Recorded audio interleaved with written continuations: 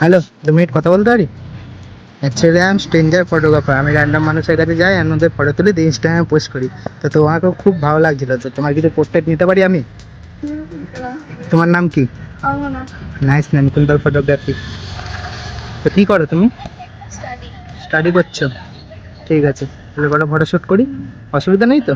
ঠিক আছে, একটা অন্য লুক দাও। হুম, একটা ব্যাক সাইড করো। দেখো ছবিগুলো।